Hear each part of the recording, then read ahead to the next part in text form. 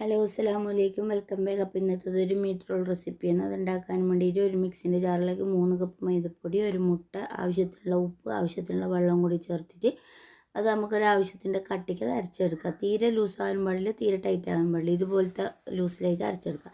എന്നിട്ടൊരു ചട്ടി വെച്ച് ചൂടായതിനു ശേഷം ഇതേപോലെ നേരിയ ദോശയാക്കിയിട്ട് നമുക്ക് ഇതിനെ ചുട്ടെടുക്കാം. അപ്പോൾ ഞാൻ ഇതെല്ലാം കൂടെ അങ്ങനെ ചുട്ടെടുക്കുന്നുണ്ട്.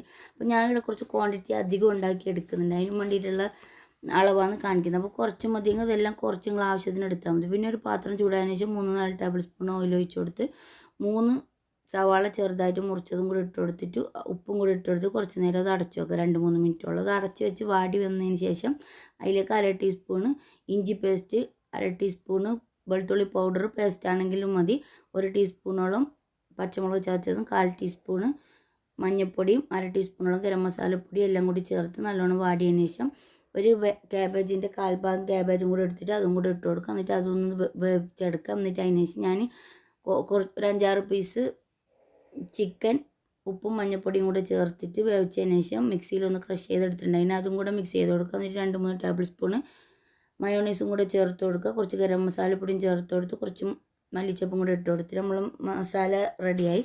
അതിന് ശേഷം ഞാനിത് എല്ലാ ദോശ ഇങ്ങനെ ചുട്ടെടുത്തിട്ടുണ്ട്, മസാല റെഡിയാക്കിയിട്ടുണ്ട്. പിന്നെ ബ്രെഡ് പൊടിച്ചിട്ട് ക്രംസിനൊന്ന് റോസ്റ്റ് ചെയ്ത് എടുത്തിട്ടുണ്ട്.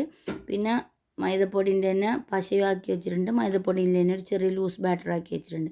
ഇത് ഒരു ദോശ എടുക്കുക, 2 സൈഡും ഇങ്ങനെ മടക്കി കൊടുക്കുക. എന്നിട്ട് ആ മൈദപ്പൊടിൻ്റെ പശേനെ ഇങ്ങനെ 4 സൈഡും തേച്ച് കൊടുത്തിട്ട് മിക്സും കൂടെ ഇങ്ങനെ വെച്ച് കൊടുത്ത് ഇങ്ങനെ ഒന്ന് കോട്ട് ചെയ്തെടുക്കുക. എന്നിട്ട് മൈദേൻ്റെ മിക്സിയിലേക്ക് മുക്കി കൊടുക്കുക, ബ്രെഡ് ക്രംസിൽ മുക്കി കൊടുക്കുക. എന്നിട്ട് എല്ലാം കൂടി ഇങ്ങനെ ചെയ്തെടുക്കുക. അപ്പം ഞാൻ ഇത് എല്ലാം കൂടി ചെയ്തിട്ട് സ്റ്റോർ ചെയ്ത് വെക്കുകയാണ് ചെയ്തത്. അപ്പോൾ പെട്ടെന്ന് പൊരിക്കുന്ന വീഡിയോ എടുക്കാൻ പറ്റിയിട്ട് അപ്പോൾ ഇതെല്ലാം ഇങ്ങനെ ചെയ്തിട്ടുണ്ട്. വീഡിയോ ഇഷ്ടമെങ്കിൽ ലൈക്ക് ചെയ്യുക, ഷെയർ ചെയ്യുക, സപ്പോർട്ട് ചെയ്യുക, സബ്സ്ക്രൈബ് ചെയ്യുക.